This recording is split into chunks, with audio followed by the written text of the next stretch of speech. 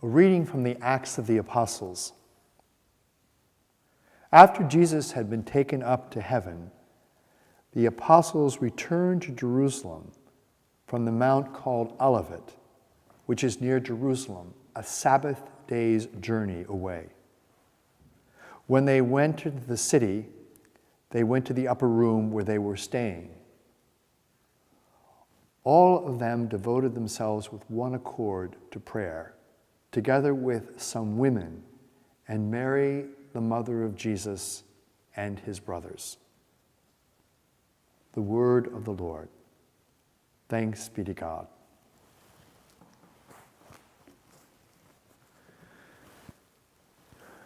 During the 2 years that Anne Frank and her family hid from the Germans in a secret attic hideaway in a home in Amsterdam, she harbored this deep contempt for her mother. And in her diary, Anne Frank writes, "My contempt for my mother is growing daily. I don't know how I should act. I can't very well confront her with her carelessness and sarcasm and her hard-heartedness. Yet I can't continue to take the blame for everything. I'm the opposite of mother, so of course we clash.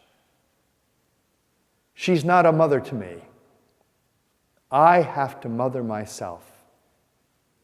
I'm charting my own course, and I'll see where it leads me."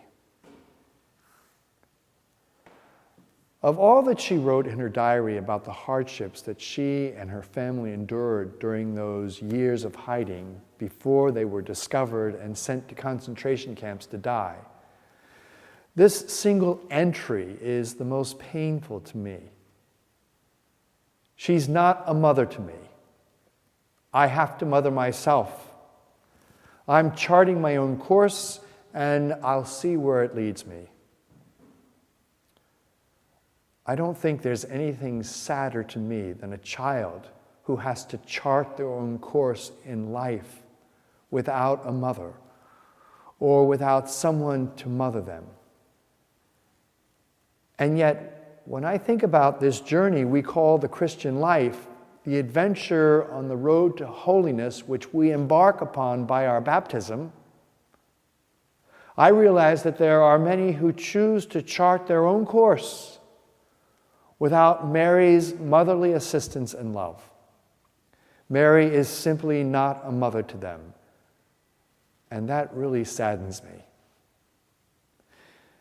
In our Christian lives, Mary, our Blessed Mother, she either means a great deal to us or she means very little. Either she is some obscure person from this village called Nazareth, or she is the Mother of God and our mother. And to find out, to establish who she really was, we don't have to look to the vision of some extraordinary mystic. We simply have to go back to the beginning, back to the sources, back to the scripture, where the angel Gabriel spoke the first Hail Mary. What is so ironic is that even though the scriptures tell us very little about Mary, the little that they do reveal, however, is a nucleus of truth, pure and simple. It's a tiny seed, which, if taken in faith, grows to a fullness beyond our greatest expectations. The Protestant English poet, William Wordsworth, describes Mary as our tainted nature's solitary boast. Our tainted nature's solitary boast. In other words, she is the only person in this world whom we Christians, whose natures are tainted with sin, can proudly and joyfully boast as being without sin. Now, what prisoner, if she or he knew the way to freedom, would not do everything within their power to pursue that way? all the more reason why we, who are prisoners to our own sins and the sins of others, need Mary's mothering power to lead us along the way to that freedom God offers every one of us through his love. As a young Vietnamese priest studying in Rome, Cardinal Francis Xavier Nguyen Van Tran made a memorable pilgrimage to Our Lady of Lourdes in France. And on this visit, as he knelt down, he sensed that Mary was speaking to him the same message addressed to Saint Bernadette. I do not promise you glory and happiness on this earth, but I promise you difficulties and sufferings and happiness in the next life. Years later, when he was arrested as a bishop in Vietnam and sent to a prison camp and was in solitary confinement for 7 of the 13 years, he realized that Mary's message at Lourdes that time, years prior, had indeed been addressed to him to prepare him for his trials. As I just said, for 13 years he was imprisoned, 7 of which were in solitary confinement. And during those years, there were moments when he was very desperate, feeling completely abandoned, fearing that no one cared for him, not even God. Physically and emotionally, having worked out in the camp all day long, he would come in sometimes and he was so tired that the only prayer that he could say was, Hail Mary. And at those moments, he writes, he experienced Mary mothering him and bringing the presence of Jesus to him. And he would hear Jesus say, Francis, this is Jesus.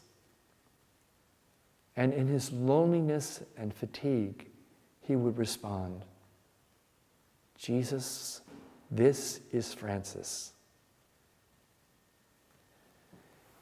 He credits his survival along this perilous 13-year journey in his life to Mary. She mothered him from the beginning of his confinement to the day he was released. Mysteriously, the day he went to prison was on the Feast of the Assumption. And 13 years later, the day that he was released from prison was the Feast of the Annunciation. At the beginning of my talk, I spoke about Anne Frank's disdain for her mother. And during the 2 years in which she and her family hid from the Nazis, she had decided that she was going to mother herself and to chart her own course. But when she and her sister and mother went to the concentration camps, that contempt for her mother disappeared. She never left her mother's side.